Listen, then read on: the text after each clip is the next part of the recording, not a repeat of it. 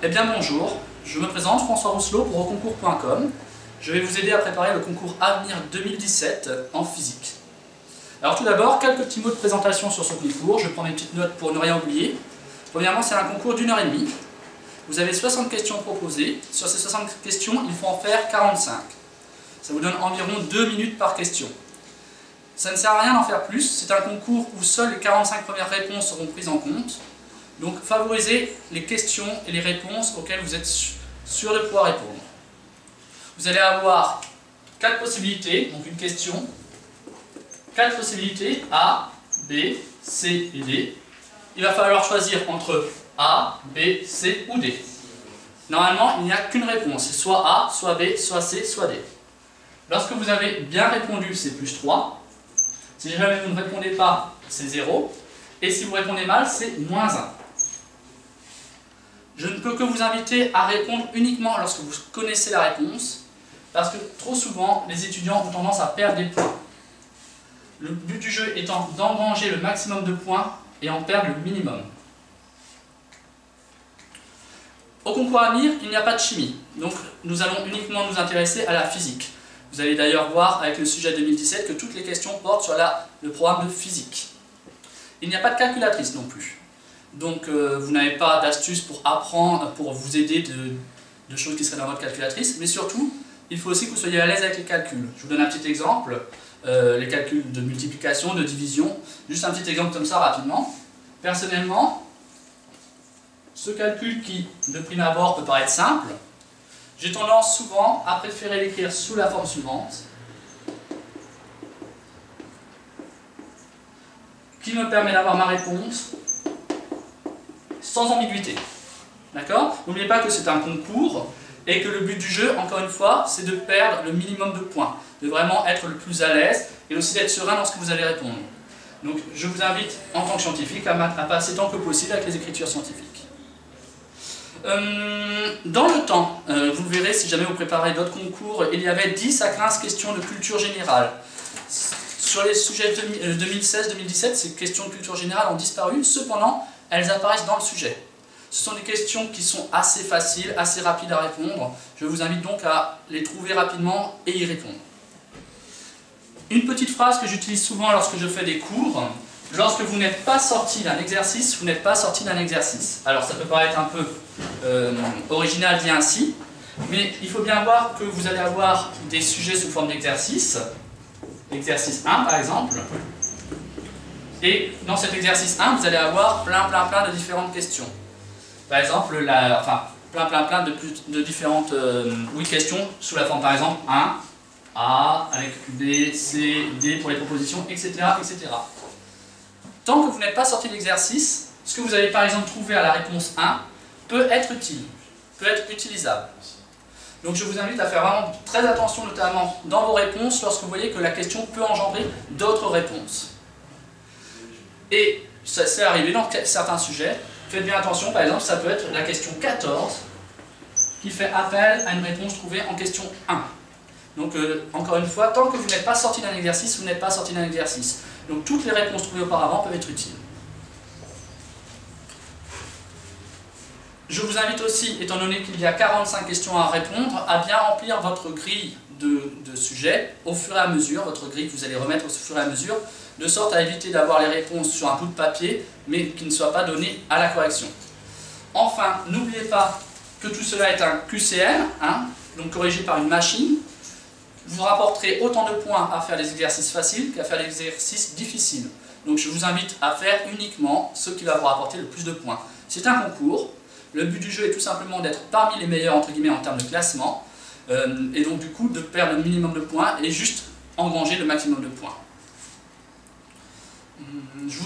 Vous pouvez aussi, avant de vous présenter au concours, lire sur les différentes annales les premières pages qui vous indiquent comment se passe le concours. Comme ça, vous en avez déjà connaissance. C'est du temps gagné lors du concours. 1 à 2 minutes de gagner, c'est toujours ça de prix. Et puis, on verra ensemble que même s'il n'y a pas de calculatrice, finalement, vous avez dans votre sujet plein d'antisèches. Des antisèches officielles, tout simplement, parce que dans le sujet, à plein de moments, vous avez les unités. Et les unités sont des grandes informations pour les formules. Vous avez aussi, par moment, tout simplement, dans certaines réponses, dans certaines affirmations, dans certains passages les réponses des questions précédentes ou suivantes. Donc vous avez plein de moyens de vous en sortir. Comme naturellement, un moment de concours peut être un peu stressant, je veux aussi que vous appuyiez sur des formules dont vous êtes sûr, quitte à les remanier par la suite. Donc maintenant, je vous invite à prendre le sujet 2017 d'avenir. Une fois que vous l'avez en main, nous allons ensemble commencer la correction.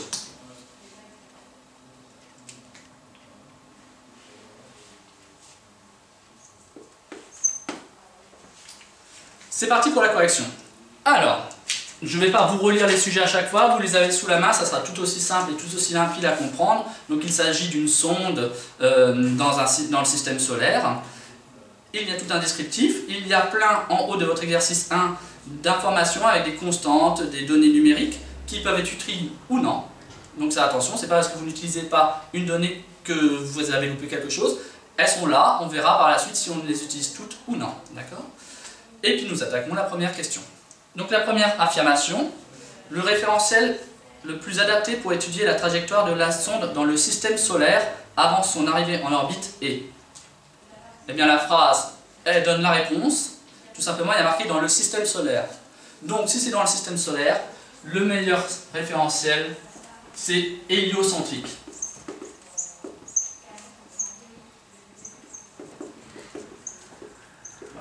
Hein, vous devez savoir que Hélios, c'est lié au Soleil. Donc comme on est dans le système solaire, notre point de référence étant le Soleil, le meilleur système, c'est le système héliocentrique. Deuxième. Lors de son voyage Terre-Pluton, le système sonde plus gaz de propulsion pourra être considéré mécaniquement comme... Alors, il n'y a pas d'échange ni d'énergie avec l'extérieur.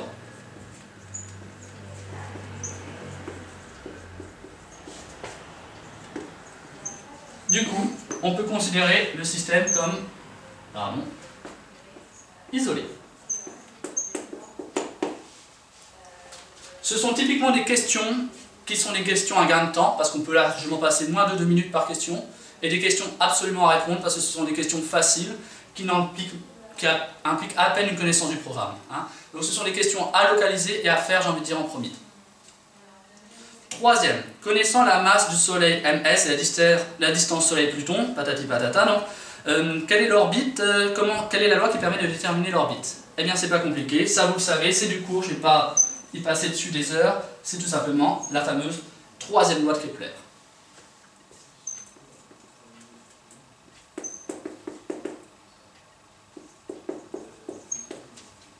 Pour l'instant, pas le moins de calcul que de la connaissance de cours. Il est évident qu'en mécanique, il sera très important de bien connaître et maîtriser le cours. Cette troisième loi de Kepler, on la connaît sous la forme t carré sur a cube est égal à une constante.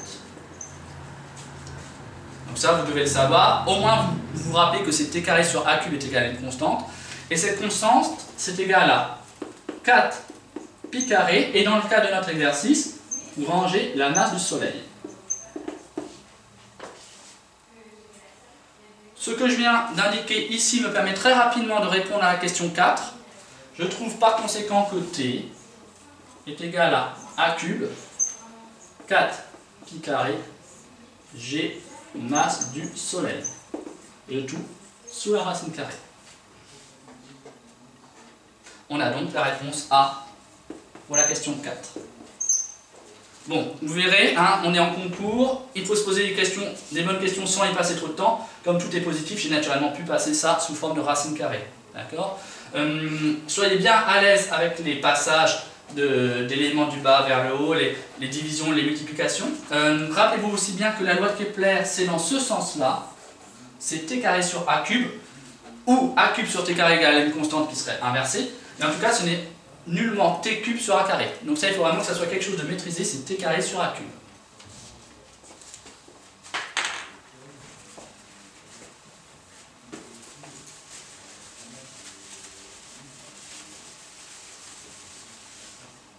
Question 5.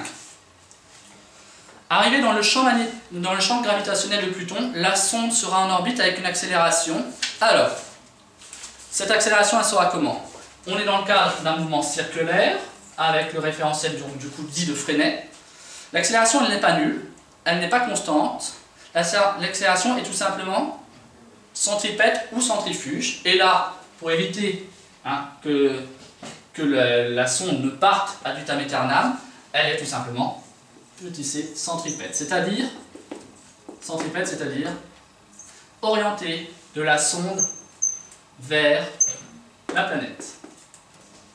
Cette accélération est orientée de la sonde vers la planète. Quelque part, l'accélération retient ma sonde, l'empêche de partir dans l'espace. Et il y a toujours une accélération dans le cas d'un mouvement circulaire. Vous pouvez revoir ça avec la fameuse formule de Freinet. La vitesse est constante, cependant, ça ne veut pas dire que l'accélération est nulle. Faites attention à ne pas vous mélanger.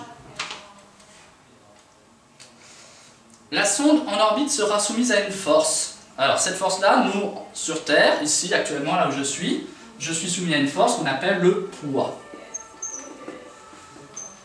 Si je le mets de manière vectorielle, le poids est égal à mg. Et le g, c'est cette fameuse attraction de la Terre sur mon corps actuellement.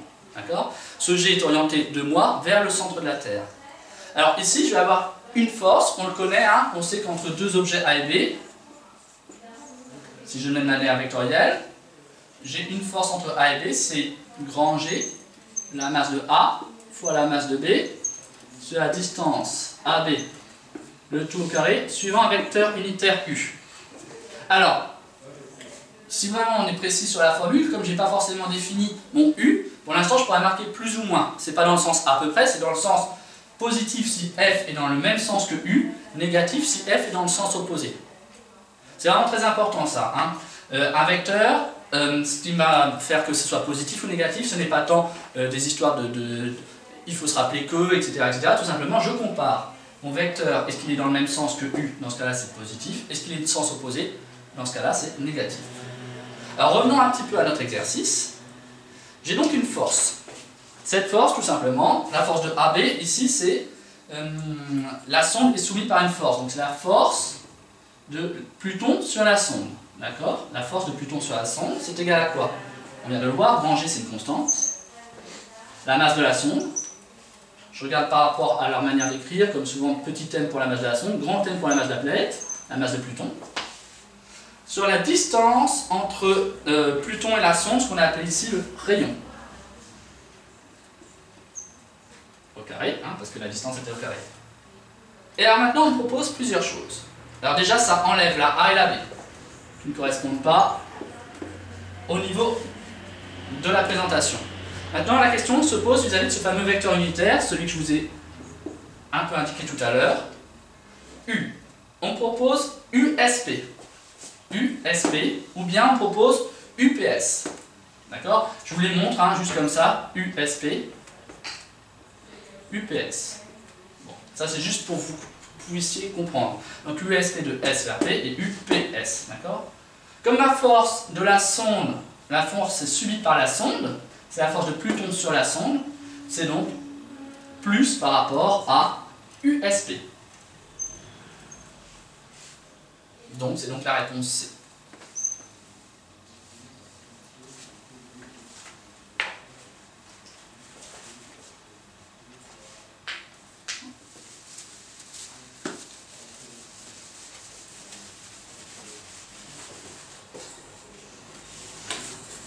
Question 7.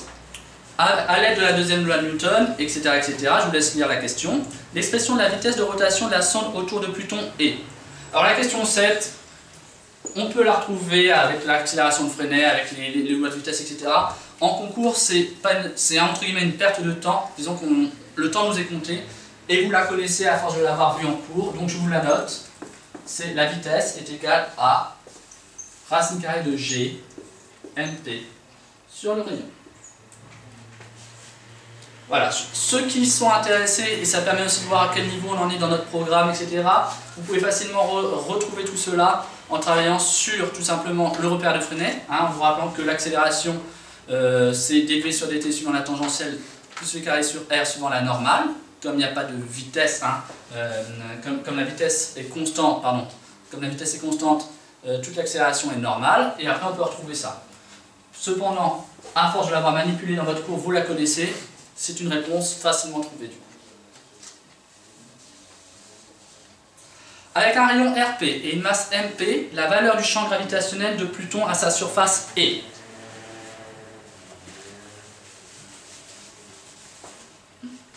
Alors, il faut bien comprendre comment ça marche. Je fais un petit laïus sur la Terre. Lorsqu'on nous dit que sur la Terre, G, que je note comme ça, d'accord, G a pour valeur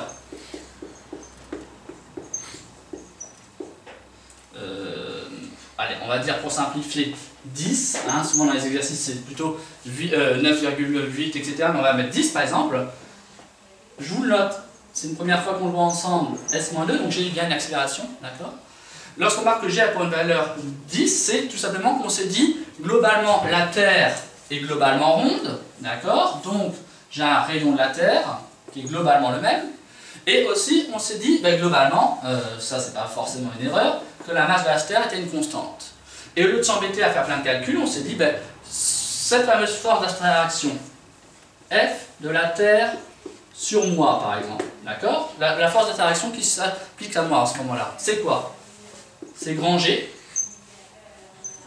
Pour l'instant, je ne me mets pas en valeur vectorielle, juste pour vous expliquer. Ma masse, donc la masse de moi, grand, la masse de la Terre, sur la distance entre moi et la Terre. Et si on considère que je suis au sol, la distance entre moi et la Terre, c'est le rayon de la Terre. Si on considère que la Terre est ronde et donc que le rayon ne varie pas, et que la masse de la Terre ne varie pas, on peut mettre tout cela... Hop, je vais changer de stylo. On peut mettre tout cela dans une genre de grande constante. Et cette grande constante, c'est le fameux petit g qu'on voit en cours. Qui me permet de trouver que le poids est égal à la masse de moi fois g. Et bien maintenant, faisons la même chose en appliquant notre modèle à Pluton. Je me permets d'effacer. Dans le cas de Pluton, tout simplement, la force de Pluton sur la sonde, ou sur une sonde, ou sur n'importe quel objet, c'est quoi? C'est le petit g de Pluton fois la masse de la sonde. Si on fait le rapport avec P est égal à, je vais le marquer ainsi, Gm. D'accord? Si on fait ce rapport-là. Et à quoi égale ce petit jet de Pluton? Eh bien, ce petit jet de Pluton, on vient de le voir précédemment. Donc, il est égal à grand G fois la masse de Pluton, le tout divisé par le rayon de Pluton au carré. Tout simplement. Alors, malheureusement, dans cette question-là, on n'en est qu'au début de notre aventure, parce qu'après, il faut faire le calcul. Alors, vous allez voir, il y a aussi... Bien faire attention à ne pas faire des erreurs bêtes, sans méchanceté, mais vous allez voir, il y a une petite coquille où on vous attend. Alors, grand G, c'est donné. Il y a beaucoup de choses qui sont données dans la première page, comme je vous disais tout à l'heure. Grand G, c'est 7 10 puissance moins 11. D'accord? La masse de Pluton, c'est 10 puissance 22. Et tout cela, c'est divisé par le rayon de Pluton au carré. Alors, si je ne fais pas attention à ce que je raconte, rayon de Pluton carré, je prends ma feuille, je vois rayon de Pluton, il y a marqué 10 puissance 3. Et là, je fais mon calcul, etc. Sauf que, attention, c'est 10 puissance 3 km. Or, autant les masses en physique sont en kilogrammes, autant les distances sont toujours en mètres. Donc, il faut bien mettre tout cela en mètres. Et donc ce n'est plus 10 puissance 3, je l'efface comme ça, vous voyez que ça disparaît avec toute coquille, et c'est 10 puissance 6. Parce que 10 puissance 3 km, c'est 10 puissance 6 mètres. Après, c'est un calcul qui n'est pas si compliqué que ça, je le fais lentement pour une fois. Quand je passe au carré une puissance, la puissance est multipliée par 2, donc ça fait 10 puissance 12. Donc ça fait 7 10 puissance moins 11 fois 10 puissance 22 sur 10 puissance 12. Je fais mes comptes. Alors, mes comptes, c'est pas compliqué. Lui, en le remontant, ça devient moins 12, donc 22 moins 12, ça fait 10. Le tout, moins... 22 moins 12, pardon, ça fait 10. Moins 11, ça fait moins 1. J'arrive donc à 7, 10 puissance moins 1. Alors, niveau de l'unité, je vous l'ai dit tout à l'heure, c'est une accélération, donc c'est mètres secondes moins 2. Donc déjà, sur la question 8, quand on maîtrise un peu le sujet, quand on maîtrise un peu son cours, On savait que C et D c'était non. Pourquoi? Parce que tout simplement l'unité était fausse. Donc vous avez vu, hein, ils vous attendent aussi sur le côté unité. C'était forcément soit la A et... pardon, je marque E, mais je ne voudrais pas qu'il méprise, c'est la A ou la B, pardon, excusez-moi. Je fais tout mon calcul et je trouve donc que c'est la A. Là, il n'y a plus de doute possible, c'est bien la A pour cette question-là.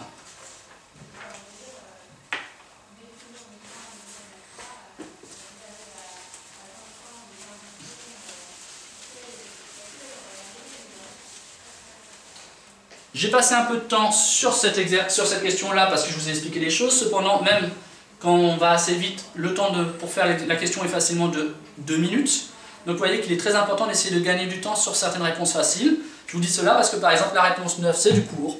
Donc ça c'est des choses à faire immédiatement, ou en tout cas à répondre rapidement. Vous savez, vous ne savez pas, à vous de voir. Éventuellement lorsque vous révisez, si vous ne savez pas, ben, mettez-vous un petit attention à revoir. Le domaine des ondes envoyées comme la fréquence est de 20 GHz, ça nous est donné, donc ça c'est pas à remettre en cause, la fréquence est de 20 GHz. Le domaine des ondes envoyées, c'est radio. Hop. Donc ça prend 15 secondes. On gagne du temps pour d'autres questions plus conséquentes. Sachant que l'antenne émettrice de la sonde doit être de la même taille que la longueur d'onde utilisée, elle mesure alors. Alors quelles sont les données que j'ai à ma disposition? Je connais la célérité, je connais la fréquence, je trouve la longueur d'onde. Alors, de manière un petit peu simple, moi je pars toujours de la même formule. Je ne m'en compte pas avec plein de formules où potentiellement le jour du concours je vais me mélanger. Je pars toujours avec une formule que je connais bien. La célérité c'est lambda sur la période. D'ailleurs, j'ai envie de dire, ça on le sait depuis un petit bout de temps. Dans l'actualité même, on parle souvent des radars avec les fameuses kilomètres par heure. On sait qu'une vitesse c'est toujours une distance sur un temps, des kilomètres par heure. Attention à l'abus de langage qui dit des kilomètres heure, non c'est des kilomètres par heure. Alors là dans notre cas c'est une célérité, donc en mètres par seconde, c'est donc des mètres par des secondes, donc c'est donc une longueur d'onde sur une période. Je me rappelle, ça, il faut absolument le savoir, hein, éventuellement qu'une fréquence c'est 1 sur une période, d'accord, donc j'ai C est égal à lambda F, si C est égal à lambda F, je cherche quoi moi dans mon sujet? Je cherche lambda, hop. Donc lambda est donc égal à C sur F, donc c'est égal, C c'est la célérité de la lumière, 3 10 puissance 8, divisé par la fréquence qui est de 20 GHz, donc 20 10 puissance 9. Je vous invite, hein, si jamais le doute est permis, à revoir kilo, méga, giga, téra, etc. etc. Rappelez-vous éventuellement par rapport aux ordinateurs, aux fichiers, etc. Un fichier assez léger aujourd'hui en informatique est en kilo-octets, un peu plus lourd, un MP3 est en mégaoctets. Gigaoctets c'est déjà un gros disque dur, téraoctets c'est un très très gros disque dur.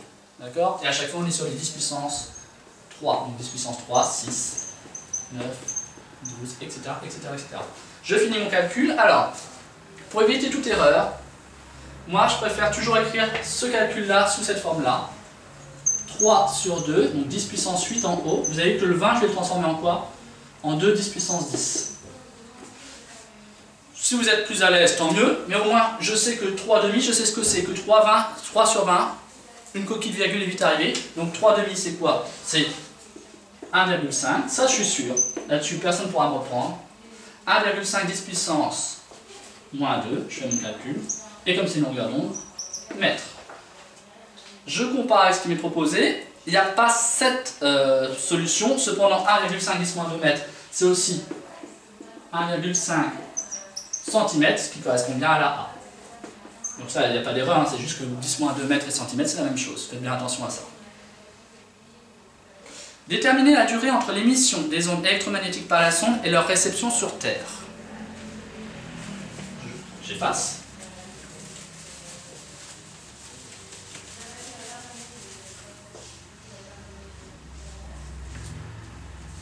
Donc c'est la question 11. On a dans notre première page indiqué la distance Terre-sonde, appelée DTS. La distance Terre-sonde c'est 6 10 puissance 9. Attention encore une fois, ici ce sont des kilomètres, donc on fera attention à ne pas se prendre les pieds dans le tapis. Hein. On pensera bien à le remettre en mètres si besoin, d'accord. Je l'ai vu tout à l'heure, hein, que la célérité c'est égal à la distance sur le temps, ça c'est la valeur, la formule générale. Dans notre cas, la célérité c'est égal à la distance Terre-sonde sur le temps pour faire, sur la variation de temps, excusez-moi. Du coup, ce que je cherche c'est delta t, qui est donc égal à la distance sur la célérité, c'est égal à 6 10 puissance 12, hein, 6 10 puissance 9 km, c'est 6 10 puissance 12 mètres, attention à ça. C'est un concours, hein, on vous attend énormément sur ce genre de choses. Le but du jeu, hein, si on est un peu méchant, c'est de faire le tri. Donc ça, c'est un moyen facile de faire le tri. Donc ça, ne vous faites pas avoir sur ce genre d'erreur. Donc 6 10 puissance 12 divisé par la célérité 3 10 puissance 8. Je gère d'abord ça, 6 sur 3 ça fait 2. 10 puissance 12 sur 10 puissance 8 ça fait 10 puissance 4. Hein, ça fait 10 puissance 12 moins 8. 12, hein. C'est la réponse C, excusez-moi.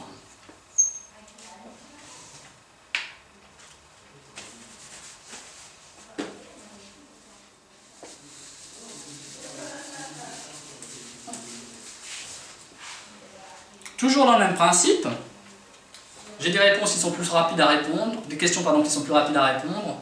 La question 12, ben, tout simplement, c'est la B. Ça, c'est du cours, on le sait. Donc, l'onde sonore est une onde longitudinale dont la vitesse dépend du milieu de propagation. Ça, vous l'avez déjà vu, hein. En fonction du type de milieu, ça ira plus ou moins vite. À l'aide d'un sonomètre, l'intensité sonore I mesurée, l'intensité sonore I est mesurée. Elle s'exprime en... Vous l'oubliez trop souvent, l'intensité, c'est quoi? L'intensité sonore, c'est une puissance sur une surface. C'est très important de s'en rappeler de ça, ou bien aussi quand on connaît l'unité de revenir en arrière, etc. Tout simplement, ça me permet de savoir que c'est des watts mètres carrés comme ça, d'accord, la surface. Du coup, je le note comme E hein, pour éviter toute erreur. Watts mètre par moins 2. C'est une puissance sur une surface. Ne l'oubliez pas, ça peut vous être utile. J'ai vu des exercices chez Physique, enfin puissance 11, où on avait besoin de cette donnée pour pouvoir répondre à des choses. D'accord? Si vous connaissez I, vous connaissez la puissance, vous pouvez trouver la surface sur laquelle ça s'exprimait, etc., etc. 14. L'intensité sonore I perçue par un récepteur E. Alors, les deux premières sont forcément entre guillemets fausses. Ça veut dire que l'intensité augmente si la distance augmente, c'est-à-dire que plus je suis loin, plus c'est fort, ça me paraît illogique. Et la bonne réponse, c'est la question D. L'intensité sonore est inversement proportionnelle au carré de la distance D de l'émetteur. On a bien besoin, c'est bien le carré de la distance. Et nous allons finir cet exercice-là avec la question 15. Donc j'efface.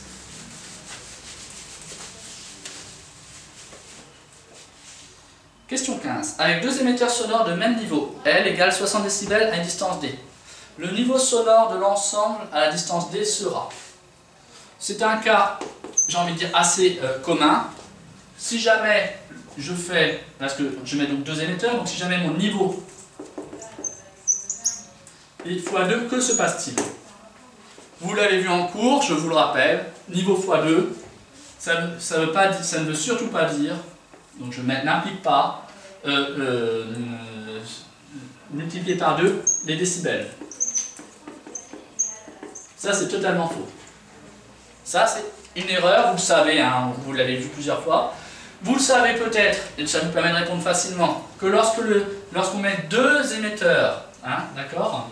Alors, plutôt que marquer niveau x2, je pourrais plutôt marquer émetteur x2. Ça sera plus propre, parce que là, c'est sujet à erreur. D'accord? Si j'ai deux émetteurs,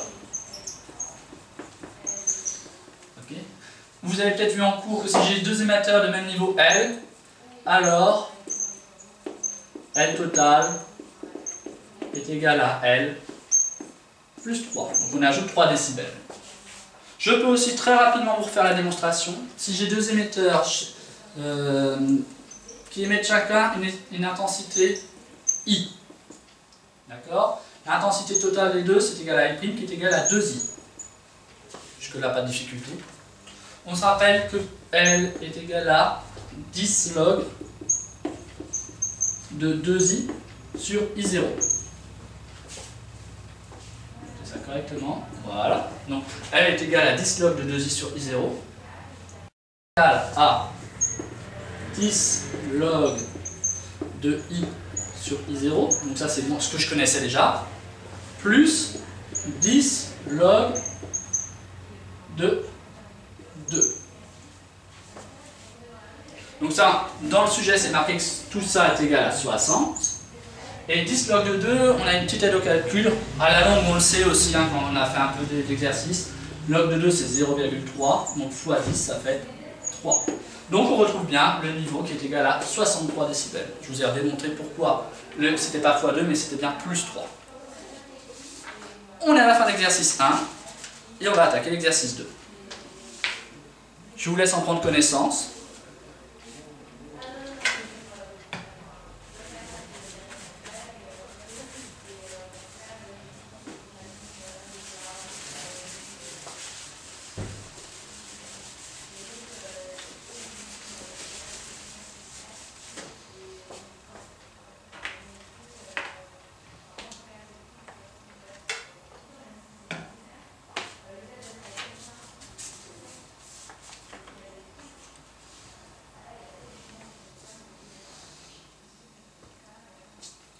Alors, c'est parti. Dans le référentiel galiléen, la question 16, la somme des forces appliquées à un point matériel est nulle. Alors, ça, c'est les lois de Newton. La réponse ici, on ne va pas y passer 3 ans. C'est la réponse C, c'est du cours. Voilà, ça, c'est encore une fois des questions faciles et rapides à répondre. La question 17 peut être un peu plus subtile. Ce n'est pas non plus ultra compliqué. La valeur de l'accélération A du petit engin A lors de sa chute sur peloton est. Alors, premièrement, elle est de même sens que le champ de pesanteur. Ça, c'est bon. Mais est-ce qu'elle est de norme positive ou négative? Elle est de norme positive. C'est bien la réponse A. Tout simplement, elle est de même sens que G. D'accord, GP. Mais sa norme est positive. Ne nous faisons pas avoir. C'est pas parce que ça chute que c'est forcément négatif. D'accord? C'est vraiment, attention, le mot important là-dedans, c'est norme. Les composantes de la vitesse évoluent comme suit. Il y a plusieurs propositions. Alors, réfléchissons. Si je fais un rapide raccourci qui va nous être utile, donc je vais déjà présent appliquer ma loi de Newton, etc. Je le fais très rapidement, c'est ainsi aussi que vous pouvez avoir votre raisonnement. Que me dit la seconde loi de Newton, ou bien le principe fondamental de la dynamique? On sait que la somme des forces extérieures est égale à ma masse fois l'accélération. Alors attention, là c'est pas la masse de n'importe quoi, c'est la masse de l'engin. Je crois qu'ils l'ont appelé A. Voilà, petit a, donc c'est la masse de A, pour l'accélération. Je ne suis soumis qu'à une seule force, il n'y a pas de frottement, etc. Donc j'ai quoi? J'ai le poids est égal à la masse de A fois l'accélération, soit MA fois GP, qu'on avait trouvé avant, est égal à MA fois A. Tout ça se simplifie, voilà. L'accélération est donc égale à GP. De même sens, etc., de même valeur, etc., etc. Donc, arrivé là, qu'est-ce que je peux dire? Je peux projeter éventuellement sur deux axes. Donc on a un axe X et Y ici, hein, d'accord? Je peux faire une projection. Suivant X, on voit bien que GP va être ainsi, par exemple, hein, par rapport à mon schéma. Hein. Je reprends le schéma qui est dans le... Donc GP est orienté comme ça, à X, comme c'est perpendiculaire à l'axe de X, la composante suivant X est nulle. Donc, pardon, on verra après, je vais répondre tout de suite après. Et à Y est égal à moins GP. Donc on a vu que c'était GP, le signe moins venant du fait que GP est orienté dans ce sens-là, alors que l'axe de Y est orienté dans ce sens-là. Opposé, hein, orientation opposée, donc sens opposé, donc moins. Si j'intègre en fonction du temps, je retrouve que ma vitesse, je le note ici, et après je fais un peu de nettoyage. Ma vitesse suivant X est égale à... La vitesse suivant X est égale à V0, suivant X, et ma vitesse suivant Y est égale à l'intégrale en fonction du temps, moins GP fois T, et je n'oublie pas, plus V0Y. Je fais un peu de nettoyage pour pouvoir mieux continuer. Tac, tac, tac. Je laisse ces informations qui me sont utiles. je remonte ça là-haut. Je peux aussi affiner mes propos en me disant tout simplement que V de x est égal à V0.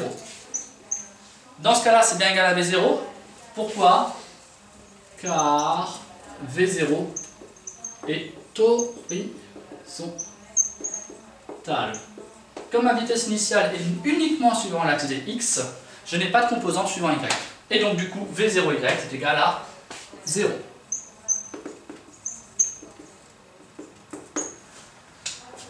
Voilà, j'en suis là.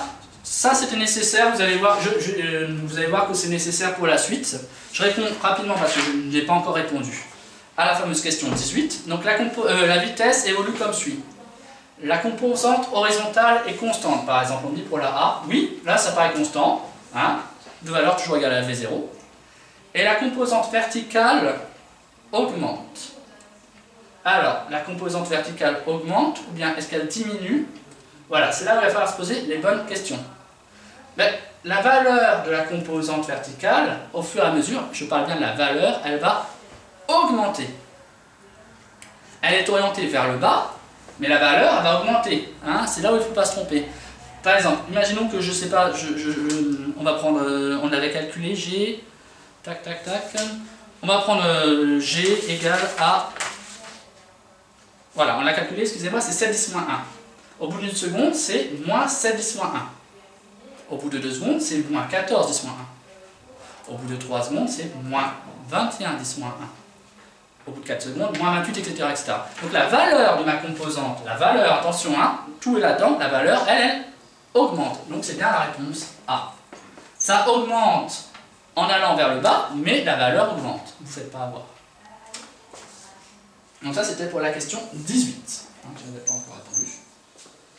La 19, on en a parlé ensemble, c'est du cours, vous le savez, la vitesse V s'obtient en utilisant la primitive de A. On l'a fait. Je l'ai fait là, d'accord. Et on arrive à la question 20, que j'ai plus ou moins déjà, pour lequel j'ai déjà plus ou moins mâché le travail. Parce qu'on me demande tout simplement les coordonnées. Il suffit d'intégrer ça. Alors je vais l'appeler position, vecteur position, donc il s'appelle, on va l'appeler position. Allez, je vais me permettre de l'écrire ainsi, entre guillemets, d'accord. On pourrait l'appeler AM, etc. X, en fonction du temps, c'est égal à V0 fois T plus X0. Et y en fonction du temps, d'accord, est égal à moins 1,5 de gpt carré plus y0. D'après ce qui m'est donné, on voit bien que x0 est égal à 0. Et y0, attention, il n'est pas égal à 0, hein, ça arrive souvent, mais pas tant, des fois dans certains exercices, ce n'est pas le cas. Et là, il est égal à la hauteur h. Donc tout simplement, si je reprends par rapport à ce qui est écrit, hein, je vais l'enlever, mettre sans vecteur, ça sera tout aussi propre. X et Y, et bien tout simplement je trouve la réponse petit d.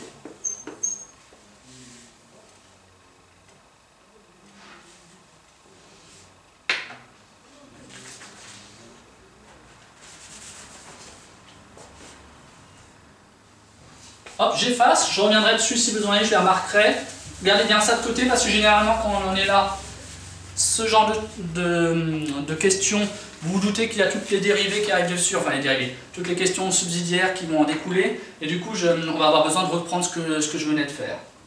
L'abscisse de la portée P de la trajectoire correspond au point d'impact sur le sol vaut. Alors, ça correspond au point d'impact sur le sol, ça veut dire quoi ça? Ça veut dire tout simplement qu'on s'intéresse au moment où Y est égal à 0. Ça c'est le point d'impact sur le sol. Si je reprends ma question précédente, si j'ai Y égal à 0, qu'est-ce que je trouve? Je trouve que 0 est égal à moins 1,5 de Gp fois le temps, on va dire, je vais appeler ça le temps de la portée au carré, plus h. Ça c'est tout simplement CF, la question 20, ce qu'on vient de trouver ensemble, et le raisonnement qu'on avait fait ensemble, ça d'accord? Hein, j'ai tout simplement remplacé Y par 0, et puis le temps, c'est le fameux temps de cette portée. Une fois que je peux donc trouver le temps de la portée, le temps de la portée c'est des maths, donc ça passe de ce côté-là, etc., etc. Ça fait donc 2h gp racine carrée. Je ne suis pas très inquiet concernant le fait de passer les carrés en racine carrée, etc. parce que ce ne sont que des données positives, donc je peux bien passer en racine carrée, d'accord? Donc je sais que le temps de portée c'est racine carrée de 2h sur Gp. J'utilise cette donnée dans x. On a trouvé tout à l'heure que x, alors je vais l'appeler x portée, c'était égal à quoi? Si je reviens par rapport à ce que j'ai fait tout à l'heure, c'était v0 fois t, donc c'est v0 fois t portée. C'est donc égal à v0 fois racine carrée de 2h sur Gp. On ne s'affole pas, même si ça ne ressemble pas exactement à ce qui est proposé pour l'instant. Il suffit tout simplement de passer le V0, si j'ai le droit, de passer au carré, racine carrée du carré, d'accord? Parce que c'est positif, hein, attention. D'accord? Et je retrouve donc 2h V0 carré sur G. Donc c'est la réponse D. Donc ça c'est la 21, d'accord? C'est la réponse D. Il y a peut-être d'autres, enfin du coup moi j'avais fait mon corrigé de manière un peu linéaire et je me rends compte qu'en fait la question 22 utilise une des données qui m'avait été nécessaire. Donc j'ai la réponse immédiatement, cette fameuse donnée ici présente là, hein, elle est utilisée pour la réponse 22. Le temps de portée, ils appellent ça TP et c'est la réponse C.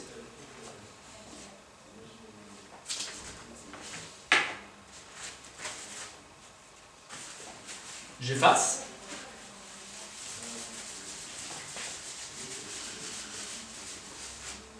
Alors imaginons maintenant que au lieu d'être horizontal, la vitesse initiale, hop, on va faire ainsi, j'ai un angle alpha de 45 degrés.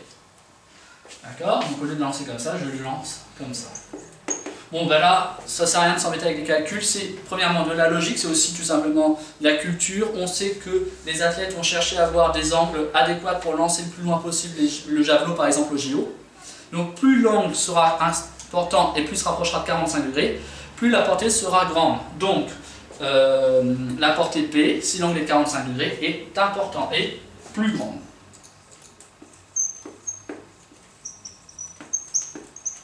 C'est le cas quasi idéal de 45 degrés. Au cours de la trajectoire, le travail du poids est... Alors, je reprends le schéma, d'accord? Je fais un petit dessin rapidement. Donc que ce soit dans ce cas-là ou dans l'autre, qu'est-ce qu'on remarque? C'est que la sonde, voilà, elle va descendre. Donc en fait, elle va aller vers le bas, c'est-à-dire qu'elle va aller, hein, on peut dire qu'elle va aller vers le bas, elle va aller dans le même sens entre guillemets que le poids. En fait, elle va ainsi grâce au poids. Le fait que la force soit aidée, que la trajectoire soit aidée par une force qui est le poids, le fait que le poids, qu'elle aille ici grâce au poids, me dit que le travail va être moteur. Tout simplement parce que la trajectoire de mon objet et la force qui fait que cet objet aille dans ce sens-là sont de même sens. D'accord? Ces moteurs, donc, ça va être de signe positif. Si le travail du poids est moteur, il sera positif. Et on sait, en ayant fait plusieurs fois, en ayant vu plusieurs fois le cours, que c'est MGH. Donc, au cours de la trajectoire, le travail du poids est moteur et de valeur MGH, donc c'est la réponse C pour la 24.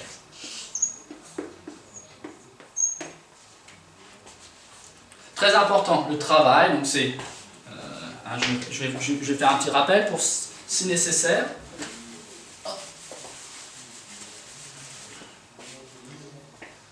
Le travail d'une force, hein, sur un déplacement AB par exemple, voilà, c'est la force qu'alère le déplacement. Si la force et le déplacement sont dans le même sens, c'est positif, on dit que le travail est moteur. Si la force et le déplacement sont de sens opposé, c'est négatif, on dit que le travail il est résistant. Le scalaire, comme on l'a vu en maths, et puis on a les cas particuliers, si c'est parallèle, si c'est perpendiculaire, etc., etc. Continuons. J'en suis à la question 25. Pardon. Au cours du mouvement, que se passe-t-il? Eh bien, l'énergie mécanique, elle se conserve. Hein, il n'y a pas de frottement, donc l'énergie mécanique est égale à une constante. Je n'ai pas, entre guillemets, de perte d'énergie mécanique, je n'ai pas de dissipation d'énergie mécanique à cause, entre guillemets, de frottement. Donc, l'énergie mécanique est égale à une constante. On l'a vu ensemble, la vitesse, elle, augmente. Donc, si la vitesse augmente,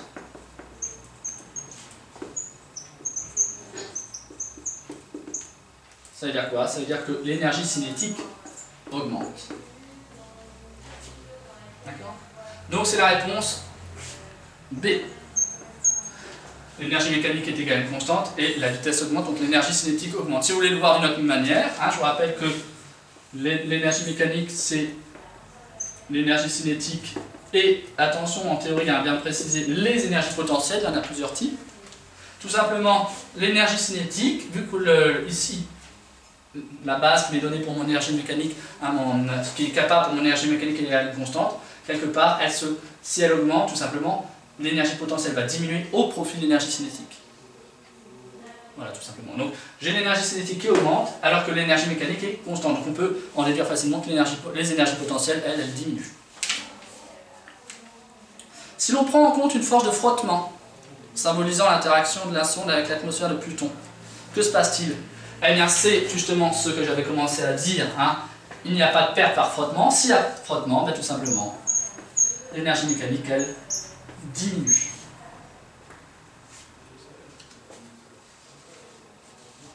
La sonde arrivée au sol va pouvoir effectuer des tests de prélèvement, etc., etc. Donc on a un laser qui a une longueur de 600 nanomètres. Rappelez-vous qu'une 600 nanomètres à mettre les bonnes puissances qui vont derrière, ne vous faites pas avoir. Donc la période, tout simplement, ça on l'a déjà vu plusieurs fois. J'en suis à la question 27. La célérité, c'est égal à lambda sur t. Je connais la célérité, je connais lambda, je cherche t. Donc t, la période est égale à lambda sur c. Lambda, c'est égal à combien? C'est égal à 600, donc comme je vous l'ai dit, 600 nanomètres. Donc 610 moins 9, divisé par la célérité de 3, 10 puissance 8. En concours, avec le stress, avec l'envie de réussir, je ne vais pas prendre trop de raccourcis, je préfère faire les choses tranquillement et sereinement.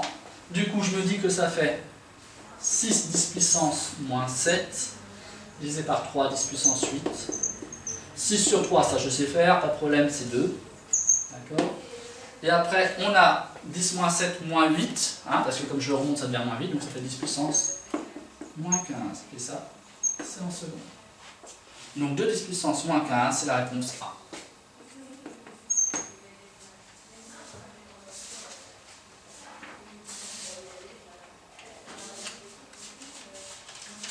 Question 28, c'est pareil, c'est du cours, c'est la réponse D.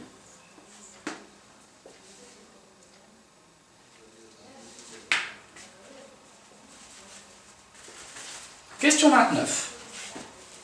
Alors question 29, je vais vous donner une petite astuce à mon goût. On lit la question et on se rend compte que certainement il va y avoir une question de cours, une formule du cours ou potentiellement il y a moyen que je me prenne un peu ce que j'appelle les pieds dans le tapis, que potentiellement je mélange entre ce qui est en haut et en bas, etc. Donc je lis la question et avant de regarder ce qui m'est proposé, parce que les 4 propositions vont forcément être grosso modo correctes. Il y aura des erreurs, mais elles vont être grosso modo correctes. Donc je cache, je mets la formule du cours que je connais, A sur lambda, alors qui va tomber sur la proposition faite, 2 grand D sur L, d'accord, qui est la A. Mais dans ce genre de cas, cachez un peu les propositions, marquez la formule que vous connaissez, et après vous aurez toujours moyen de comparer. D'accord? Donc ça c'est la question que je ne me trompe pas, 29. Naturellement, vous pouvez vous aider aussi après avec une analyse dimensionnelle. Vous savez ce que ça veut dire, l'analyse dimensionnelle. Je regarde au niveau des unités. Est-ce que je suis homogène au niveau des unités? Si c'est bien le cas, déjà, il y a de grandes chances que ma formule soit correcte. Une poussière de même largeur A se place à côté de la première et une nouvelle figure est observée à l'aide du laser. Il s'agit d'une figure, ça, pareil, c'est du cours, c'est de l'interférence. Question 31. La fameuse constante de Planck. La constante de Planck H a pour unité dans le système international. Bon, il est possible qu'on ne le sache pas. C'est vrai qu'en plus, comme souvent on vous la donne, mais vous ne l'apprenez pas forcément. Comment je la trouve, la constante de Planck? Tout simplement, je me rappelle que la constante de Planck, c'est une énergie est égale à Hc sur lambda. Donc la constante de Planck, je l'ai là, elle est présente, h. D'accord? Donc comme je venais de vous le dire à l'instant, là, tout simplement, on va pouvoir travailler sur une analyse dimensionnelle.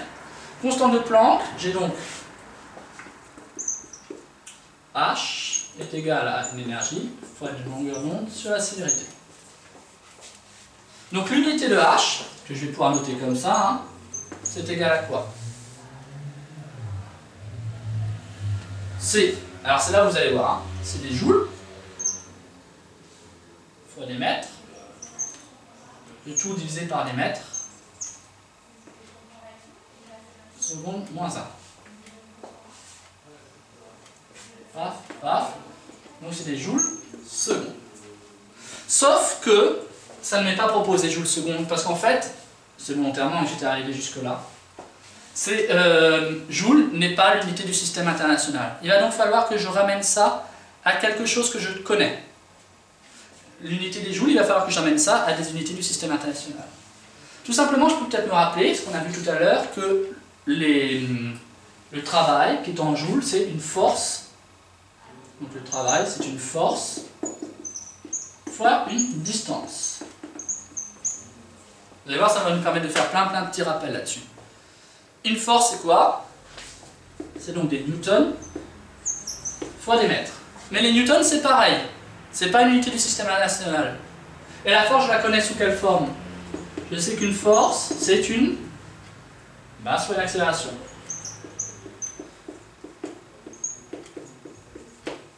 Ça, notamment la seconde loi de Newton. Une force est égale à une masse fois une accélération. Maintenant, je peux remonter un peu mon fil d'aiguille.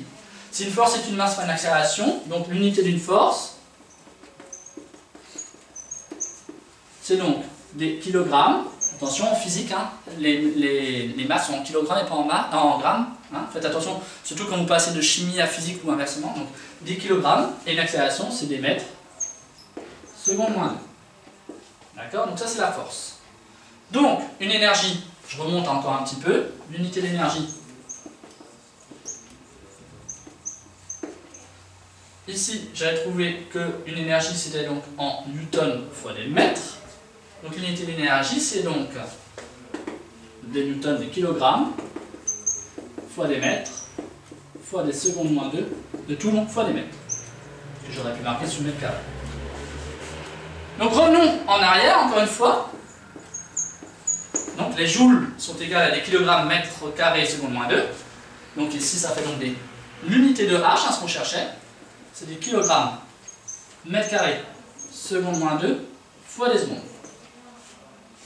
Il me reste donc à la fin des kilogrammes mètres carrés seconde moins 1.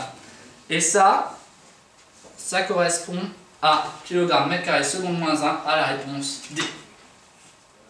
Donc c'était la question 31, ici même, pardon. Et c'est la réponse D. Alors c'est volontairement hein, que j'ai pris un peu tout ce temps pour vous le faire, c'est juste pour vous remontrer comment à partir du cours, des connaissances du cours, on peut tout retrouver. Une énergie, la constante de Planck, je la connais dans la formule avec E est égal à hc sur lambda. Je sais que c'est donc H est égal à des joules hein, fois des mètres divisé par des mètres seconde moins 1. Je retravaille là-dessus. Qu'est-ce que c'est que les joules? Parce que c'est pas dans le système international. Ben, c'est une force fois une distance, donc des newtons fois des mètres. Mais ces newtons ne sont pas non plus dans le système international. Donc je me rappelle ici qu'une force c'est une masse fois une accélération, seconde loi de Newton.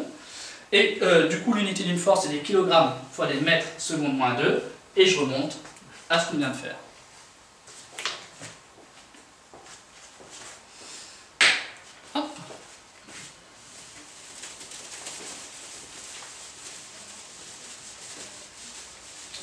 Pensez bien que toute formule doit être reliée, enfin les formules sont reliées entre elles, et que si à un moment une formule est donnée, au moins en termes d'unité, ce qui m'est dit est valable pour la suite. Hein. Donc je repense à mon histoire de une force est une masse fois une accélération, donc l'unité d'une force est bien l'unité d'une masse fois l'unité d'une accélération. Trop souvent vous avez tendance à oublier ce genre de choses qui sont très très importantes. Continuons. Donc j'étais à la question 31, question 32, excusez-moi. La lumière émise par le laser transporte une énergie E de l'ordre de... Bon, ben je reprends la formule de tout à l'heure. E est égal à hc sur lambda. Là, tout simplement, c'est une application numérique. On fera juste attention au calcul, à ne pas faire d'erreur. je le note, donc H c'est 6 10 puissance moins 34, C c'est 3 10 puissance 8, jusque là pas de problème, et lambda, on l'a vu tout à l'heure, c'est 600 nanomètres, donc encore une fois, faites attention, comme c'est des nanomètres, c'est 10 puissance moins 9. Au risque de me répéter, c'est 6 10 puissance moins 34, je préfère le faire lentement que de me prendre les pieds dans le tapis. Ce 610 moins 9, je préfère l'écrire sous la forme 6 10 moins 7. Alors ça, naturellement, là c'est parce que je suis en présentation, je suis en train de vous expliquer, ça c'est des étapes que vous pouvez gagner hein, lors du concours, c'est juste pour que tout le monde suive bien mon raisonnement. En plus ça m'arrange, j'ai des 6 de chaque côté, donc ils s'auto-simplifient entre guillemets, donc j'ai du 3, et après je fais les comptes, le 10 moins 7 va monter, donc ça fait 10 puissance 15, ici j'ai mon moins 34, donc ça fait 3 10 puissance moins 27, pardon, kilogramme mètre seconde moins 1. Je regardais par rapport à ce qui m'était proposé, et sauf que là, pardon, hop, à tout regarder, je regardais la ligne du dessus, pardon, moins 19, hein, 15, moins 34, plus 15, ça fait moins 19, excusez-moi. Et du coup, j'avais oublié où j'en étais, joule. Donc voilà. À trop vouloir regarder la suite. Donc c'est la réponse C. On continue. 33. La lumière émise par le laser est constituée de photons. La quantité de mouvement P de chaque photon est de l'ordre de. Alors pas forcément évident comme ça. Hop, je fasse.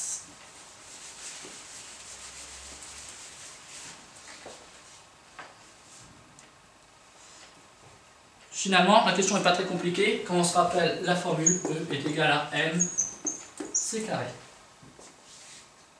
J'ai donc mc² est égal à hc sur lambda. Les c vont se simplifier, donc je peux enlever ici, je pars ici. Ah, je suis assez content parce que le mc fait apparaître la fameuse quantité de mouvement. P est égal à h sur lambda. Donc c'est H, on l'a vu tout à l'heure, 6 10 puissance moins 34. Je me répète, lambda c'est 610 puissance moins 9, hein, que je vais noter pour éviter toute erreur en 6 10 puissance moins 34 sur 6 10 puissance moins 7. Ça se simplifie. Et ça fait le fameux 10 puissance moins 27. C'est une quantité de mouvement. Quantité de mouvement c'est quoi? C'est une masse fois une vitesse, donc des kilogrammes mètres seconde moins 1.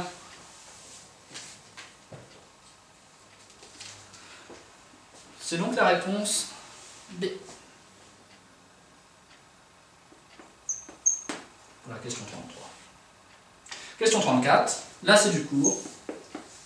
Le phénomène, l'émission laser est basée sur un phénomène d'émission stimulée de photons. Ça c'est du cours. Là-dessus, on y répond rapidement. Pas de temps à perdre avec ce genre de questions. On avance. Parmi les propriétés de la lumière laser, il y a la directivité, oui. La cohérence, oui. La monochromaticité, oui. Donc, en fait, pour la 35, c'est tout simplement toutes les propositions. On arrive à la fin de l'exercice 2. Je vous laisse regarder un peu pour l'exercice 3.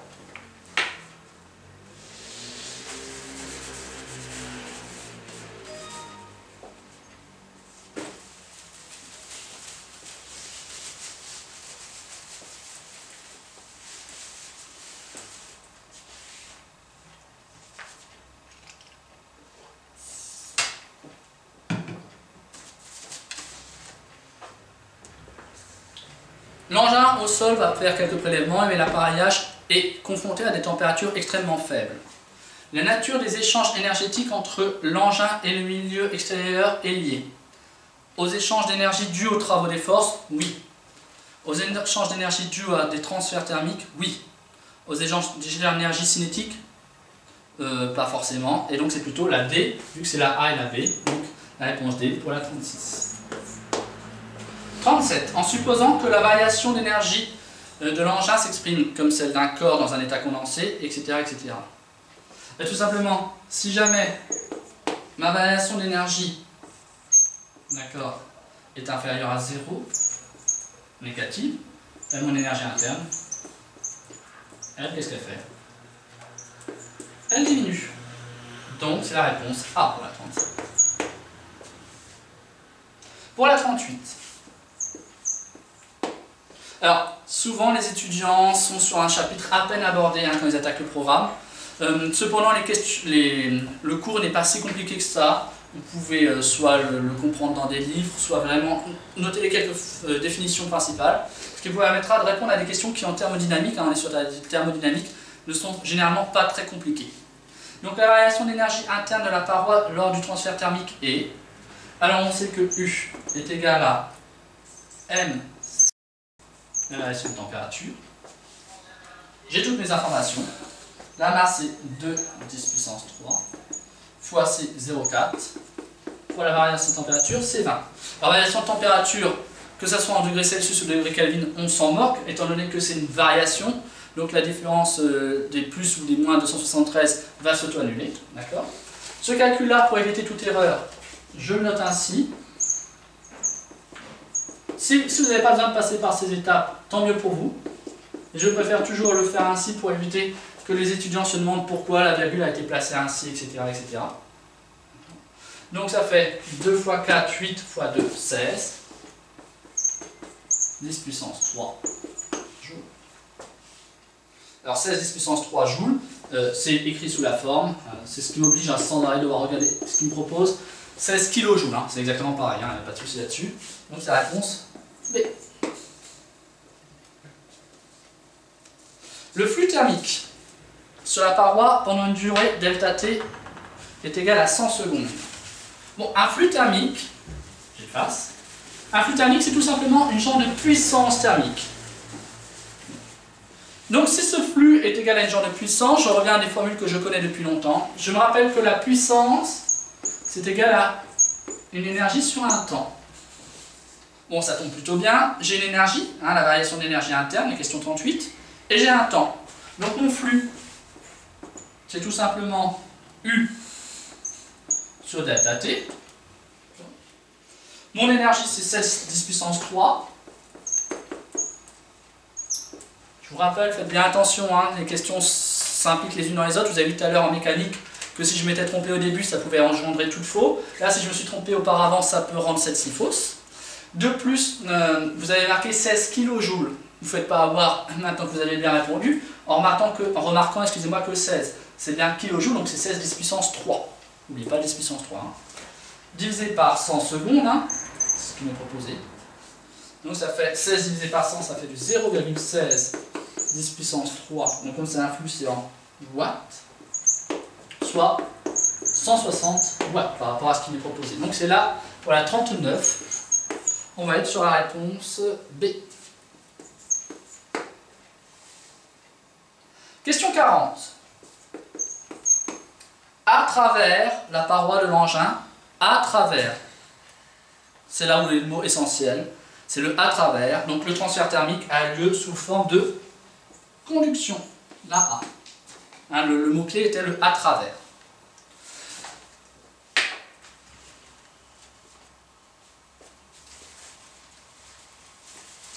Question 41.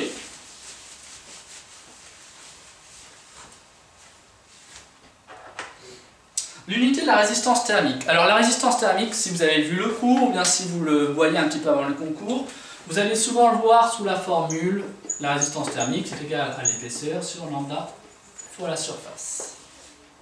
Mais on sait aussi que le flux, c'est la variation de température sur la résistance thermique. Or, dès lors, ça me permet assez facilement de faire mon analyse. Le flux, on a vu tout à l'heure, c'était une puissance, donc c'est des watts. La variation de température, c'est des Kelvin ou des degrés Celsius, je vous ai dit comme c'est une variation, c'est pas très important, sur la résistance thermique. Donc la résistance thermique, ça va être quoi? On regarde ensemble, c'est des Kelvin sur des watts. Donc Kelvin, watt moins 1. Donc je suis sur la réponse C. Donc c'est la question 41, la réponse C.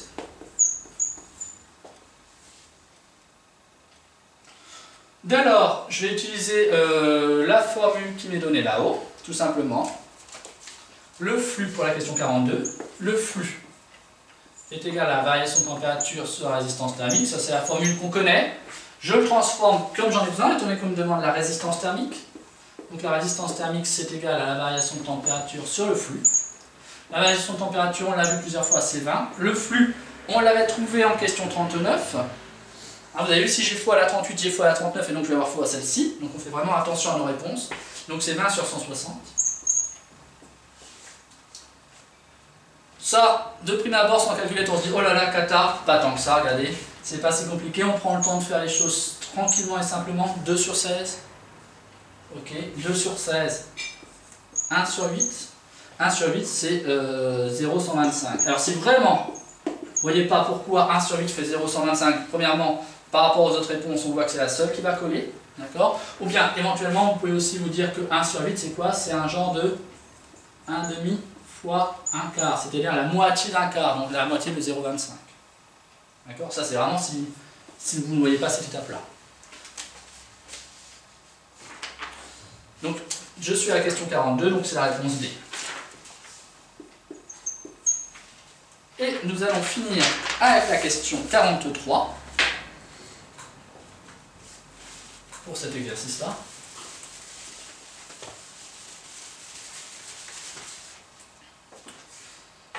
Question 43. La résistance thermique, je vous laisse lire, de la paroi est fonction de la conductivité, etc. En plus, on vous redonne la formule, qui est normalement une formule du cours, mais comme souvent ils savent que les étudiants n'ont pas forcément eu le temps de le voir, on vous la donne. Donc RTH, vous l'avez marqué tout à l'heure, notez-la parce qu'elle n'est pas forcément tout le temps donnée, même si j'avoue que souvent les formules en thermodynamique sont données dans les sujets, que ce soit sujet d'avenir, que ce soit GPI ou bien physique, puissance 11. On me demande la surface, donc la surface tout simplement c'est les maths, l'épaisseur sur lambda RTH. Vous voyez que ça, même si on n'a pas abordé cette partie-là en cours, c'est des exercices, c'est vraiment juste de la compréhension du texte, j'ai envie de dire. Donc c'est 0,1 fois 1 fois 0,125. Alors, c'est vrai que premièrement, si on n'a pas répondu à la question précédente, on va être embêté, parce qu'on n'aura pas le 0,125.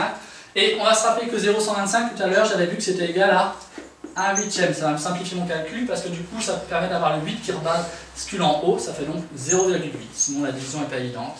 Mètre carré, c'est une surface qu'on cherche.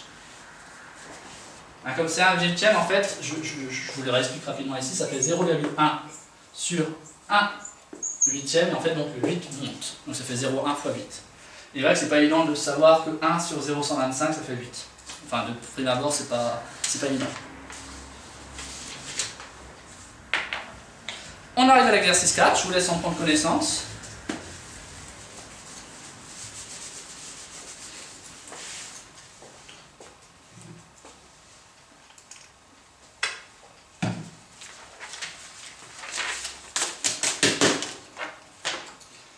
C'est parti, alors beaucoup de rapports au cours. La 44, il faut le savoir, donc on est dans le cadre d'une onde ultrasonore.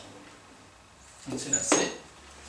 Le son est une onde mécanique de compression et de dilatation. Donc pour la 45, c'est la C. On réalise l'analyse spectrale de son reçu pour visualiser, mais ça aussi, il faut le savoir, la fréquence. La représentation du son est une fonction périodique mais non sinusoïdale. Attention, toute l'information est dans le non sinusoïdal. Le son est donc 47, c'est complexe dans ce cas-là. Vous avez vu, hein, autant sur certaines parties j'ai pu passer plus que 2 minutes, autant là ça s'enchaîne assez rapidement. L'analyse montre plusieurs fréquences Fn liées à F1. C'est pareil, c'est du cours 48. Dans ce cas-là, tout simplement c'est la réponse B. Je vous le note, hein. Fn c'est égal à N fois F1. La fréquence la plus faible, encore une fois, ça on sait ou on ne sait pas, on ne peut pas l'inventer, on ne peut pas le trouver autrement. Ça s'appelle tout simplement la fondamentale.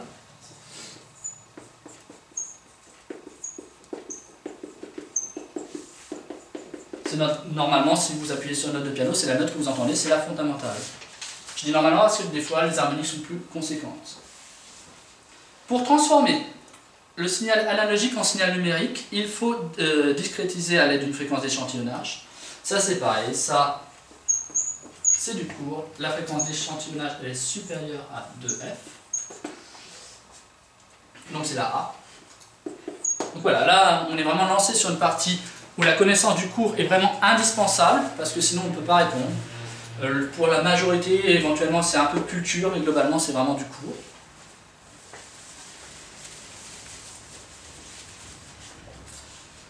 « 51. Le signal est numérisé à l'aide de 4 bits.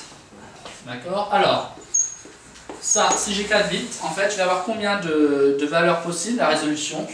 Mais en fait, ça va être 2 puissance 4. Pourquoi puissance 4? Parce que c'est 4 bits. D'accord? Après, soit vous l'avez vu, etc. On prend le temps de le faire rapidement si jamais on est perdu. 2 puissance 4, je rappelle, bon, normalement à ce niveau-là, vous le savez que c'est 2 fois 2 fois 2 fois 2. 2 fois 2, 4, fois 2, 8, fois 2, 16. Donc ça me fait donc 16 possibilités. Lors de la transmission du signal, un octet est envoyé en 100 secondes. Le débit binaire D et alors. Alors attention, c'est un octet en 100 secondes. Là, ils vous attendent un petit peu, ils ont fait un petit piège. Je ne suis pas un grand fan, mais là, c'est assez utile de faire un fameux produit en croix. Alors pas un grand fan parce que ça casse un peu tout le raisonnement mathématique, mais là, ça peut nous aider. Donc un octet, donc ça veut dire 8 bits. Vous ne faites pas avoir en 100 secondes. D'accord? Et il vous demande tout simplement combien je vais avoir de bits par seconde. Donc combien pour une seconde. Donc, 8 fois 1 divisé par 100. Ça me fait donc du 8 10 puissance moins 2 bits par seconde. Ou seconde moins 1, c'est exactement pareil. D'accord? Donc c'est la réponse B. Donc pour la 51, je me suis laissé embarquer, j'ai oublié de vous marquer que c'était la C, mais vous l'avez tous noté. Voilà, vous ne faites pas avoir là-dessus. Hein. Produit en croix peut être utile par moment. Il est trop souvent survendu ce produit en croix, mais là, il peut être utile. Ça, tout simplement, faites bien attention qu'un octet, c'est bien 8 bits. On en arrive à la question 53. Le signal est transmis à un écran dont la définition en pixels est de 200 x 200 et codé en RBB. Le stockage de l'image est donc. Alors, je suis à la question 53. Il faut savoir que si on est en RBB, j'ai besoin de 3 octets. Donc, comme c'est du 200 x 200, c'est du 200. Hein, imaginez bien que c'est 200 petits carrés d'un côté, d'accord, 200 petits carrés ainsi, puis 200 petits carrés ainsi. Donc en fait, en tout, j'en ai combien? J'en ai 200 x 200. Et chaque petit carré nécessite 3 octets. Donc ça fait 200 x 200 x 3. Soit on calcule, soit encore une fois, hein, je reste un peu fidèle à mes croyances. Pour éviter toute erreur, on passe en écriture scientifique, c'est tout aussi rapide. Ça me rassure le jour de concours. Hein, comme ça, je suis sûr de ne pas mettre trop ou pas assez de 0. 2 x 2, 4 x 3, 12. Donc là-dessus, pas de problème. Déjà, c'est 12. Donc déjà, je pourrais limite m'en arrêter là. Parce que je vois que dans les 4 propositions, il n'y a pas d'autres possibilités qu'avec du 12, tout simplement. 10 puissance 4. Alors là, on pourrait se dire, attention, je me suis trompé. Non, non, pas du tout. C'est 12 10 puissance 4 octets, d'accord? Donc ça fait du 12, 10 puissance, du 120, 10 puissance, du 120 kilooctets, pardon. J'allais dire 12 10 puissance 1 kilooctet si vous préférez. Soit du 120 kilooctets, d'accord? Une image actuelle est codée en RDB 24 bits, soit 3 octets. Chaque pixel peut alors coder. Alors, combien de couleurs? Donc, j'ai 24 bits, 3 octets. Donc, chaque pixel, en fait, tout simplement, ça va faire du... je vais l'effacer.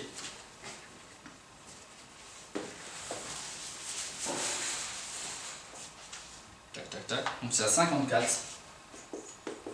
Chaque pixel, ça va faire du 2 puissance 8 fois 2 puissance 8 fois 2 puissance 8. Quand vous aurez vu le cours, vous saurez assez rapidement que 2 puissance 8 c'est 256, sinon vous calculez. Donc c'est du 256 fois 256 fois 256 couleurs. Donc c'est la réponse D. Pour la 54, c'est la D. Le stockage de l'information peut s'effectuer sur un CD, DVD ou Blu-ray. La capacité de stockage, alors tout simplement, elle diminue si la longueur d'onde augmente.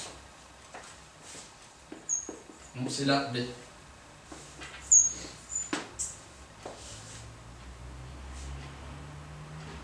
Mais oui, la capacité, si la longueur d'onde augmente, je vais donc avoir besoin à chaque fois de plus de place, entre guillemets, d'accord? Donc ma capacité de stockage, elle va diminuer. Hein. Ma fente va devoir être plus grande. Donc j'ai besoin de plus de place. 56. En relativité, on définit le référentiel propre. Ici, le référentiel propre est... Donc je vous laisse rapidement éventuellement lire le sujet. Et donc une fois qu'on l'a lu, on se rend compte que on se rappelle que c'est toujours le lieu d'expérience, hein, le référentiel. D'accord? Donc ici, c'est le muon.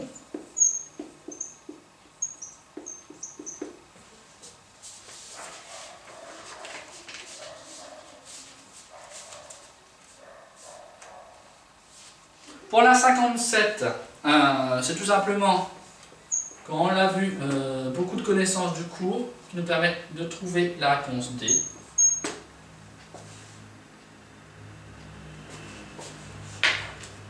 La 58, j'efface.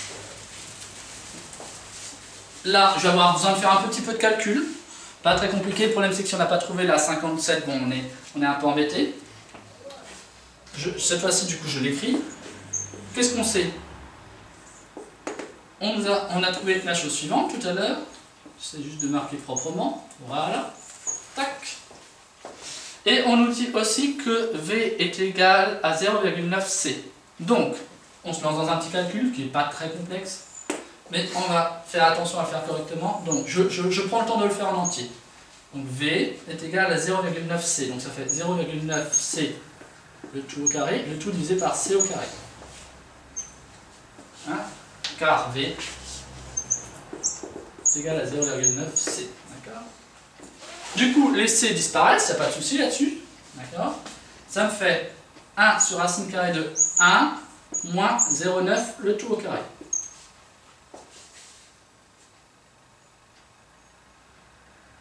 Et on trouve avec ça, comment dire, on trouvera, alors c'est pas évident, hein, un coup de tête comme ça fait 2,3 en ferrant. Ça me permet donc de répondre que plus grande que la durée propre, tout simplement. Ça permet juste de voir que ce que j'ai ici va être supérieur à 1, donc c'est plus grand que la durée propre. Question 59, ça fait du bien, ça rassure, on est dans quelque chose d'assez simple, c'est la question C, le fameux effet de Doppler. Et la question 60, tout simplement, la question 60, qu'est-ce qui se passe? J'ai ma sonde, en mouvement, en mouvement, en mouvement. Est-ce que le son va arriver plus proche ou plus aigu? En fait, on n'en sait rien, parce qu'il y a certains moments, la sonde va, entre guillemets, se rapprocher de moi, lorsque Pluton est plus proche de la Terre, mais par moments, elle va s'éloigner de moi, lorsque Pluton est plus loin de la Terre. Eh bien, tout simplement, c'est la réponse D, ça va dépendre de la position de la trajectoire circulaire autour de Pluton. Et bien voilà, on a donc fini la correction de ce sujet-là. Quelques petits conseils concernant le concours à venir. Premièrement, c'est des choses que je répéterai aussi dans les autres. C'est un concours. Donc en fait, lorsque vous sortez du concours avec éventuellement un sentiment d'échec, c'est pas forcément premièrement une mauvaise chose. Le seul but c'est d'être à peu près correctement classé. J'ai même envie de dire, malheureusement, si vous sortez presque trop heureux, c'est pas forcément non plus une bonne chose, parce que tout le monde va avoir plus ou moins réussi. Donc un sujet trop facile n'est pas forcément une bonne chose. Visez les questions les plus faciles. Hein, vous n'avez pas gagné plus de points parce que vous faites les questions difficiles, c'est noté par une machine qui n'a pas d'état d'âme. Donc visez tout ce qui est facile, répondez que lorsque vous savez. Hein, ne perdez pas des points, répondez lorsque vous savez. Vous ferez attention, je me permets de signaler que, alors c'était pas le cas cette année, mais des fois dans le concours à venir, donc il y a la grille de correction hein, qui est imprimée, alors qui est juste une grille de correction hein, sous cette forme-là. Il arrive qu'il y ait quelques petites coquilles dans cette grille de correction, donc ne vous en formalisez pas. Vous avez remarqué que ce qu'il faut être quand même relativement à l'aise avec les calculs. Ça c'est vraiment important. Vous avez vu que souvent j'ai passé mes méthodes en faisant des calculs scientifiques. Aussi, l'autre chose que je peux vous conseiller, c'est lorsque vous révisez d'avoir une petite feuille à côté avec les formules qu'éventuellement vous ne maîtrisez pas. Ce sont des formules à connaître, à savoir. Vous avez facilement la moitié du sujet est basé sur le cours cette année-là. Donc le cours est quand même une notion très importante. Vous n'avez pas de calculatrice, donc il n'y a pas d'échappatoire. Et enfin, si vous faites plusieurs concours, si jamais par exemple le premier concours vous avez eu des manques, profitez de ce premier concours entre guillemets avec les quelques loupés pour pouvoir rectifier le tir sur le suivant. Et bien, je vous souhaite à tous un bon courage et une bonne préparation. Merci.